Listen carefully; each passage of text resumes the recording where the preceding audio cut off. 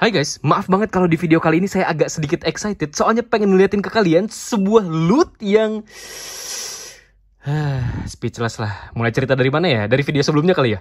Distributor dan hobby shop bisa masukin lebih banyak lagi SD Gundam jadul yang reissue, terutama yang ukurannya gede-gede ya, dan harganya affordable, at least harga red jual normal lah, biar teman-teman di sini juga ngerasain excitement yang sama. Amin, paling serius. Jadi di video sebelumnya tuh saya berdoa kayak, ya Tuhan, semoga fans SD Gundam dimudahkan mencari barang-barang reissue dengan harga normal.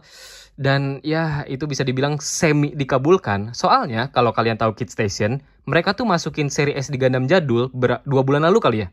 Tapi nggak terlalu impress, soalnya itu tuh dari seri Shichino no Choshogun yang udah pernah saya bahas tuh SD Musha Victory-nya.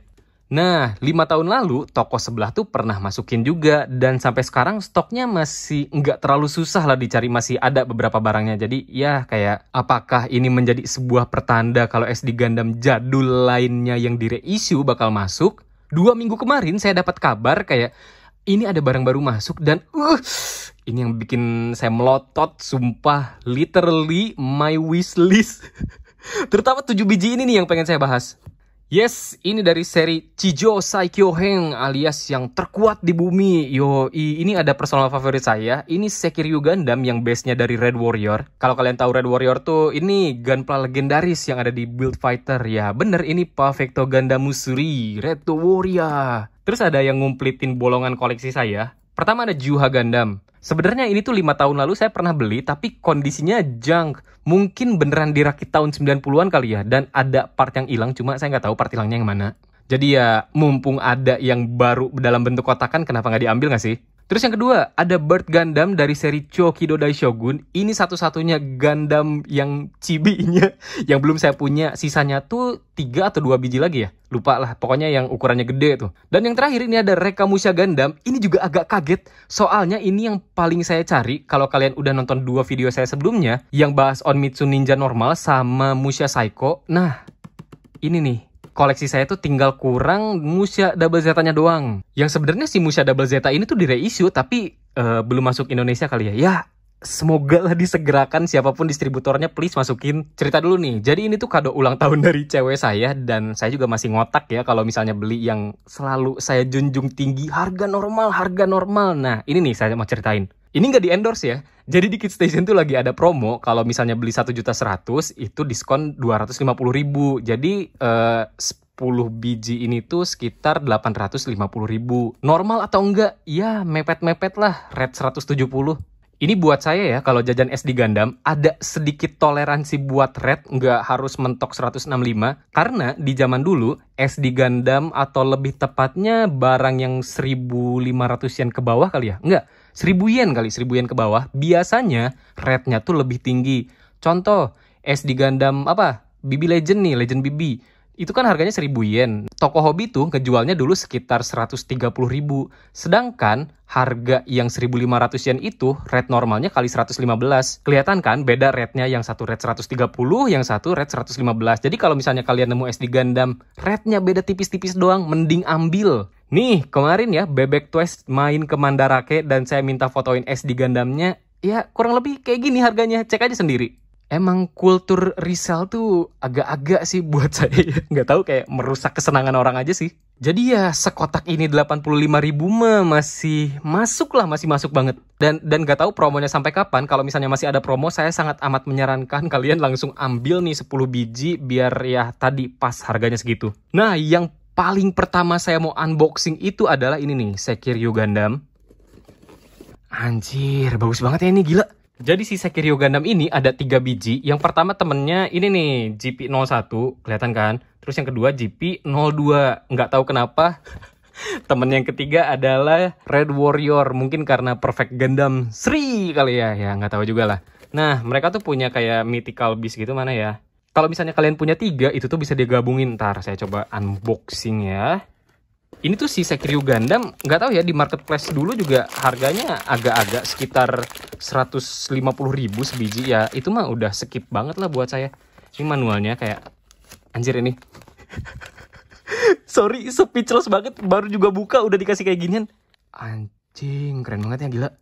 Oh gitu ya. Oh, kayaknya nih ya, Kayaknya bisa dijadiin Red Warrior biasa deh. Nggak tahu juga ya.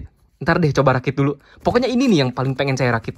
Ini cerita kenapa saya bisa main SD Gundam jadul ya.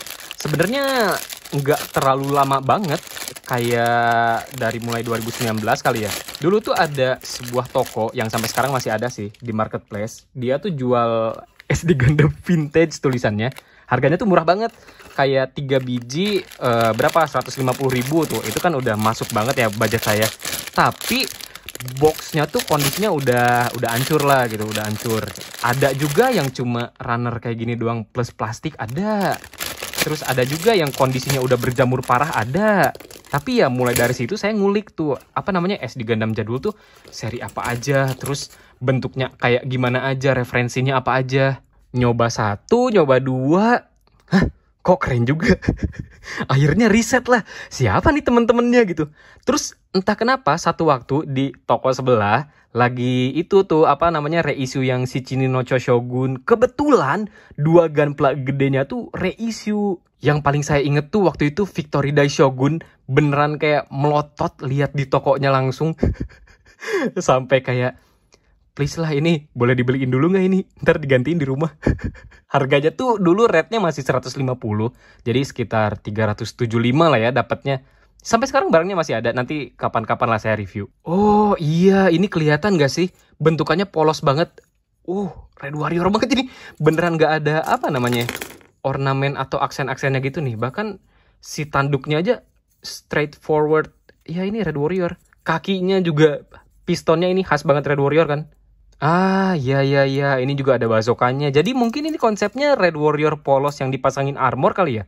Seri ini tuh lumayan unik karena ada sebuah gimmick yang sebenarnya nggak terlalu penting. Jadi runnernya tuh bisa dilipat langsung ditempelin. Ini saya salah lagi malah potong duluan bagian tangan sama kakinya. Nama gimmicknya tuh adalah runner lock. Yoi. Jadi ya sesuai manualnya ada bagian yang tinggal dilipat gitu. Terus langsung nempel. Dan kalian harus lihat nih betapa rapihnya apa namanya tempelannya tuh alias nggak renggang gitu. Nih coba lihat nih. Partsnya tuh nempel banget kan. Nggak ada celah-celah gitu. Jadi tahun 90-an tuh banyak banget gimmick rakit yang aneh-aneh menurut saya. Contohnya kayak ini nih, runner lock. Terus ada part berwarna yang udah langsung ditempel di runnernya itu seri-seri F91. Tapi ya emang di zaman itu sebuah terobosan teknologi kali ya. Padahal mah buat ngerakit juga nggak ngaruh-ngaruh amat sih. Oh iya, saya mau nanya nih ke kalian yang umurnya udah 30 tahun ke atas. Waktu dulu nih kalian masih kecil ke toko mainan, pernah nggak sih lihat seri SD Gundam ini nih? Khususnya yang ini nih, yang Chijosai Kyohen. Seumur-umur saya hidup dari dulu ke toko mainan ya, sumpah nggak pernah lihat yang seri ini tuh. Yang saya paling inget tuh ya, dulu kalau kalian main ke Time Zone atau Game Master, itu tuh ada hadiah gunpla. Dan saya tahu itu SD Gundam, soalnya apa namanya, boxnya tuh nyentrik banget lah, paling mencolok. Dan pas udah gede, baru tahu kalau itu tuh seri Chokido Dai Shogun sama Bujin Kirahagane. Cuma yang ada di Time Zone sama Game Master itu tuh yang bootlegnya mereknya Bendy.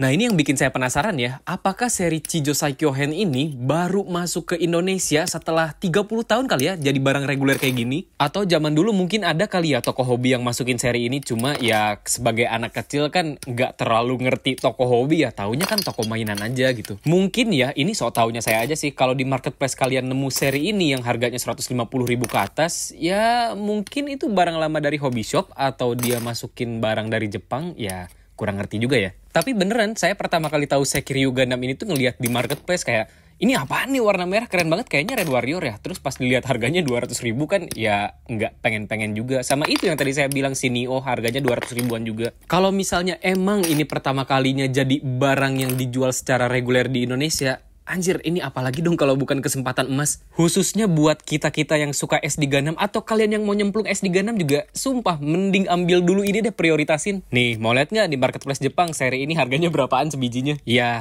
udah tau lah ya. Dan ini ternyata beneran jadi SD-nya Red Warrior. Anjir, ini sumpah bikin excited banget. Ini perdana deh, Red Warrior dijadiin gunpla SD Gundam yang serialisasinya si karakter ini tuh sekitar tahun 90-an awal kali ya. 80 akhir lah. Wah, bener dong ini Red Warrior polosan doang. jadi apakah ini SD Gundam pertama yang karakternya polosan? Tapi kalau di manualnya dijelasin sih, ini tuh Sekiryu Gundam Light Armor Type dalam tanda kurung Red Warrior. Di video review SD Gundam sebelum-sebelumnya, saya tuh selalu bilang kan kayak ini tuh cetakan garis detailnya tegas banget nih. Nah, kalau zaman dulu kalian lihat kan seenggak tegas apa detailnya? Enggak sih, saya lebih ngebayanginnya orang zaman dulu ya, kalau bikin molding SD Gundam kayak gini, secapek apa ya? Ngerapihin detail moldingnya sampai bisa bikin detail garis-garis kayak tadi. By the way, ini tuh kan bertiga nama Gundamnya Hakuryu, Seiryu, sama Sekiryu. Yang terjemahannya tuh literally nama dan bentuk mereka naga putih, naga biru, sama naga merah. Ini khas SD Gundam banget lah, sampai Sangoku-den kali ya. Kalau ada detail bendera, kalian harus ngegunting manualnya terus dilem sendiri. Lucu banget kan? Gila, kece banget ini hasil jadinya. Baru sebiji loh, sisa 2 lagi. Tapi ini kalau SD Gundamnya mau saya review, kayaknya per 3 karakter deh. Soalnya biar nyambung aja gitu, satu bahasan dalam satu video. Ini saya baru ngeh loh, Chijo Saikyohen ini kan debutnya baru tahun 92, bulan 2. Ini sedikit menjelaskan sih, kenapa Sekiryu alias naga merah ini adalah Red Warrior, bukan GP03. Pertama, GP03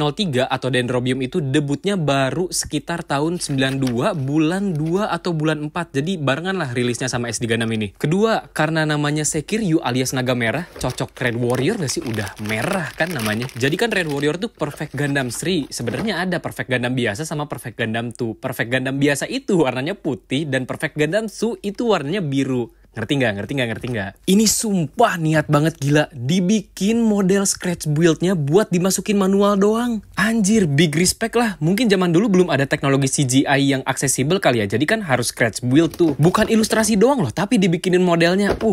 Respect banget lah itu effortnya sumpah. Nah, sekarang siapa yang nunggu saya nge-review semua SD Gundam ini? Sabar ya, soalnya nggak bisa dalam waktu dekat saya nge-reviewnya. Pokoknya terima kasih banyak yang udah nonton video ini sampai akhir. Pokoknya full support lah yang gini-gini biar entar masukin SD Gundam reissue-nya dimudahkan. Amin. Sampai jumpa di video berikutnya ya. Dadah.